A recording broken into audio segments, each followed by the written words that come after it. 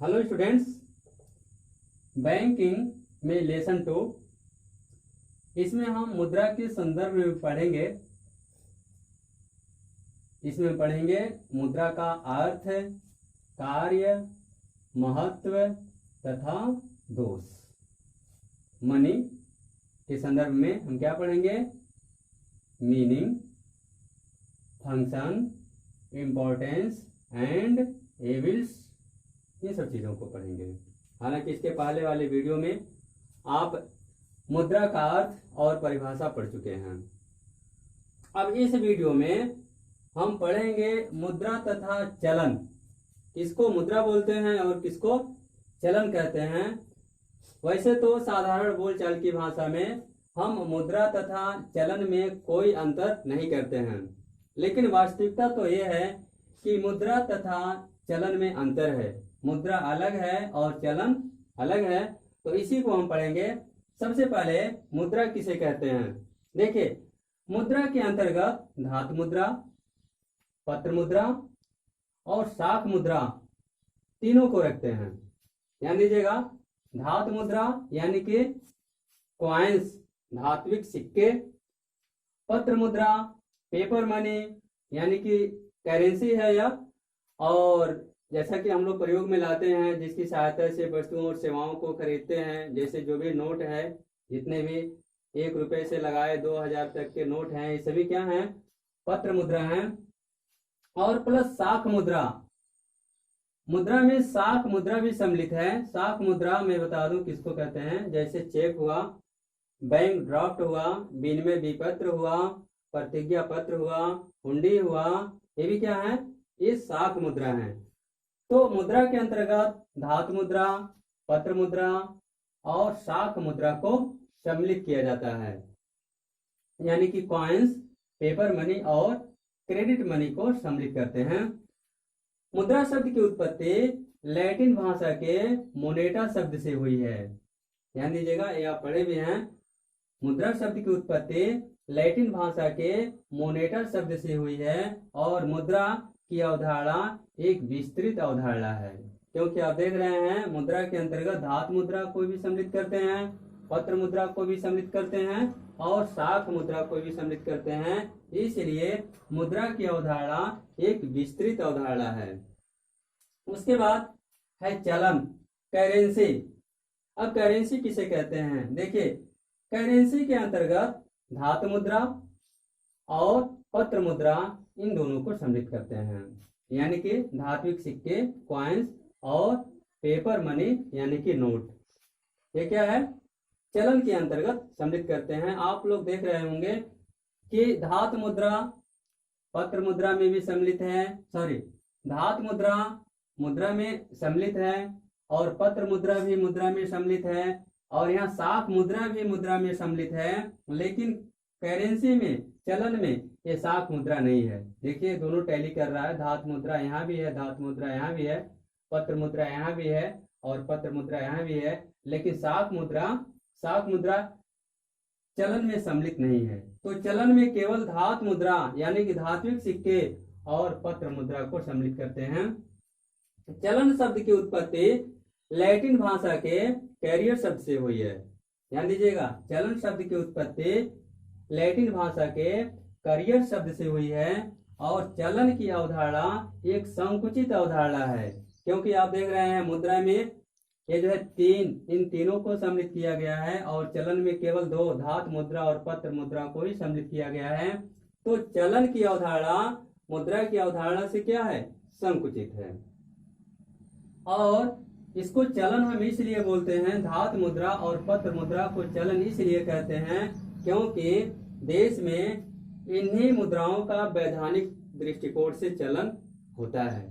शाख मुद्रा तो प्राप्त करने वाले की इच्छा पर निर्भर करता है कि वह शाख मुद्रा यानी कि चेक, बैंक ड्राफ्ट, विनिमय विपत्र, हुंडी, प्रतिज्ञा पत्र को वह स्वीकार करता है या नहीं।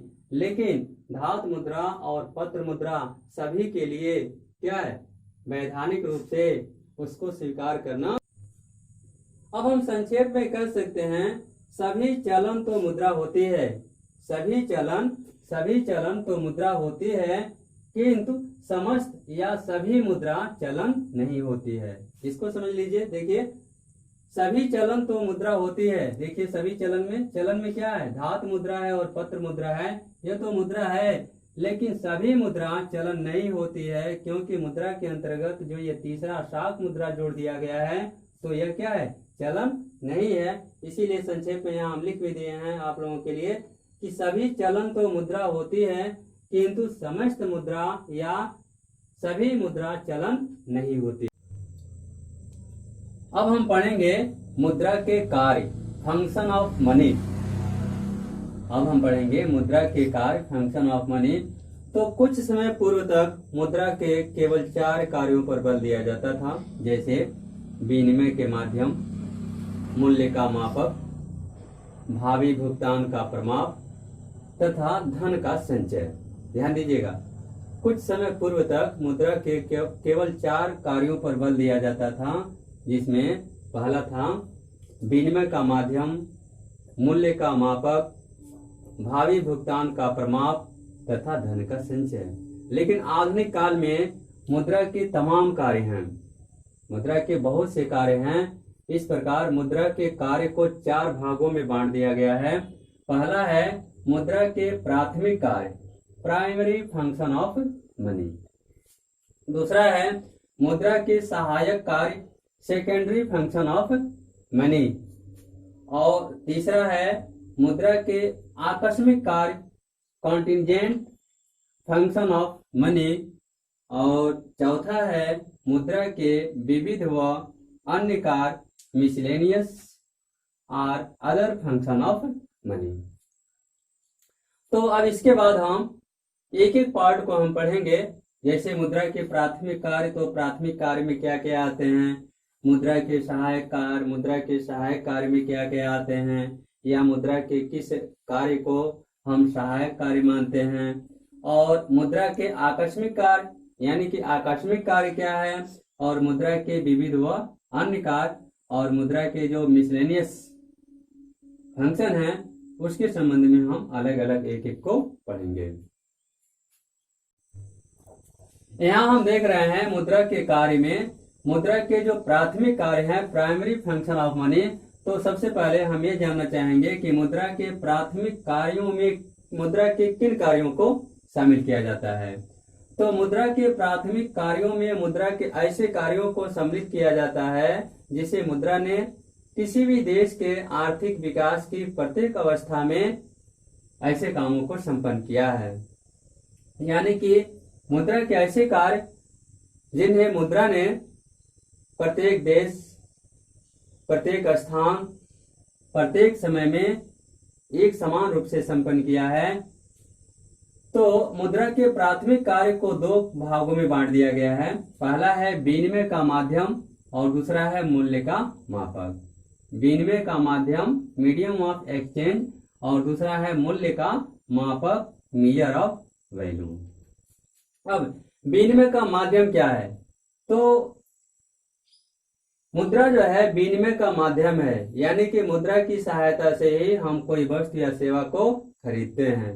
यानी कि मुद्रा जो है क्रेता और विक्रेता के बीच में एक बहुत बड़ी कड़ी है, और मुद्रा के द्वारा ही कोई विक्रेता वस्तुओं को बेचता है, या मुद्रा के द्वारा ही कोई क्रेता किसी वस्तु को खरीदता है। यानी कि क्रेता और विक्रेता के बीच में मुद्रा एक बहुत बड़ी कड़ी है, और मुद्रा ही प्रत्येक विक्रेता या प्रत्येक वर्ग को उसकी सेवाओं या उसकी वस्तुओं का प्रतिफल दिलाने का काम करता है।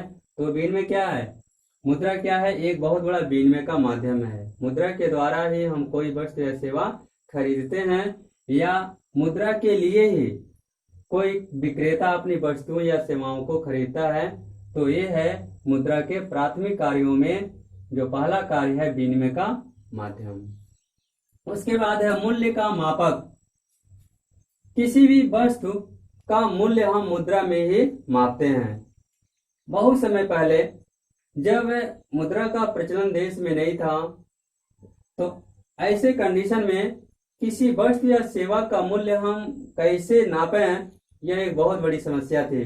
यानी कि किस वस्तु के बदले कितनी वस्तु मिलनी चाहिए, यह जो निश्चित करना बहुत कठिन था, लेकिन मुद्रा के प्रचलन ने ऐसी समस्या का निदान कर दिया। आज हम किसी भी वस्तु या सेवा का मूल्य हम मुद्रा में ही मापते हैं और भिन्न भिन्न देशों में भिन्न भिन्न नाम की मुद्रा प्रचलन में है। तो यहाँ ध्यान रखना है कि मुद्रा के प्राथमिक कार्यों को दो भागों में बांटा गया है। पहला है विनिमय का माध्यम और दूसरा है मूल्य का मापक।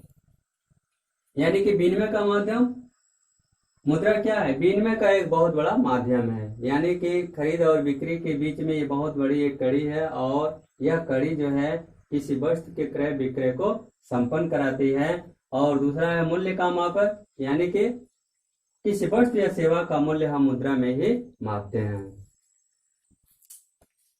अब हम मुद्रा के सहायक कार्य, सेकेंडरी फंक्शन ऑफ मनी को पढ़ेंगे। तो मुद्रा के सहायक कार्य किन कार्यों को हम कहते हैं? तो मुद्रा के सहायक कार्य जो होते हैं मुद्रा के प्रमुख कार्य पर या प्राथमिक कार्य पर निर्भर करते हैं। सहायक कार्य मुद्रा तब संपन्न करती है जब किसी कार्य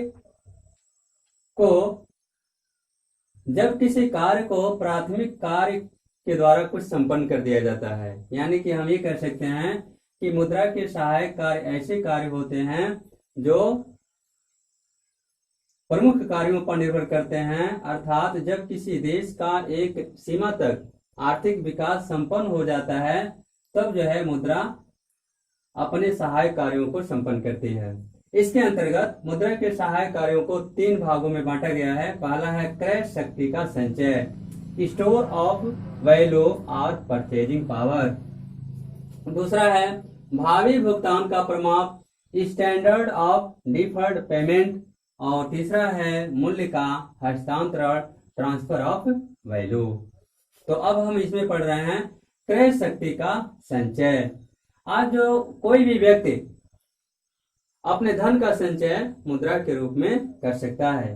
और पहले जब मुद्रा का प्रचलन नहीं था तो किसी भी व्यक्ति को धन का संचय करने में बहुत ही कठिनाई महसूस होती थी, क्योंकि धन का संचय वस्तुओं के रूप में ही किया जा सकता था। और हम सभी लोग यह जानते हैं कि वस्तुएं नाशवान होती हैं, यानी कि कुछ समय के बाद नष्ट हो सकती हैं। तो मुद्रा ने क्या किया? एक बहुत बड़ा कार्य किया समाज में कि मुद्रा के द्वारा कोई भी व्यक्ति जो भी अपनी वर्तमान आवश्यकताओं को पूरा करने के बाद जो भी धन बचता है उसको जो है भविष्य के लिए मुद्रा के रूप में संचय कर सकता है। दूसरा है भावी भुगतान का प्रमाप। मुद्रा के द्वारा भविष्य में किसी भी तरह का भुगतान हम कर सकते हैं। जैसे कहीं से भी हम ऋण ले रहे हैं या किसी को कोई सहयोग करना है या किसी भी तरह का भुगतान हम मुद्रा के रूप में भविष्य में कर सकते हैं। देखिए यहाँ लिखा है भावी भुगतान का प्रमाप। भावी मीन्स होता है भविष्य, यानी कि मुद्रा के द्वारा हम भविष्य में किसी भी प्रकार का भुगतान संपन्न कर सकते हैं। और तीसरा है मूल्य का हस्तांतरण, ट्रांसफर ऑफ मनी। तो मुद्रा के द्वारा धन को एक स्थान से दूसरे स्थान को ले जाया जा सकता है। जैसे चेक हुआ, बैंक ड्राफ्ट हुआ, विनिमय विपत्र हुआ, करेंसी हुआ, ये सभी क्या है? हम एक स्थान से इसे ले जा सकते हैं। जब मुद्रा का प्रचलन नहीं था तो उस समय मानव के सामने एक बहुत बड़ी समस्या थी कि वह अपने धन को एक स्थान से दूसरे स्थान तक नहीं ले जा सकता था। यानी कि अपनी कोई अचल संपत्ति है, मकान है, जमीन है, तो उसको एक स्थान से दूसरे स्थान तक ले जाने में बहुत बड़ी समस्या थी, संभव ही नहीं था। या वो जो है बहुत कम कीमत पर या कम वस्तुओं के बदले बेच करके और एक स्थान से दूसरे स्थान को जाता था। लेकिन आज वर्तमान में क्या है? मुद्रा के द्वारा किसी भी वस्तु को, चाहे वह कितनी ही महंगी क्यों न हो, उसे बेच करके और जो है उसका प्रतिफल यानी कि उसका वैल्यू हम मुद्रा के रूप में, जैसे चेक, बैंक ड्राफ्ट के द्वारा हम एक स्थान से दूसरे स्थान को ले जा सकते हैं। अब तो और भी आसान हो गया है। डिजिटल मुद्रा के द्वारा हम क्या करेंगे? यहाँ से तुरंत हम बैंक के द्वारा कहीं भी ट्रांसफर कर सकते हैं। तो ये है मुद्रा के सहायक कार्य। मैंने बताया कि ये ऐसे कार्य होते हैं जो मुद्रा के प्राथमिक कार्यों पर निर्भर करते हैं।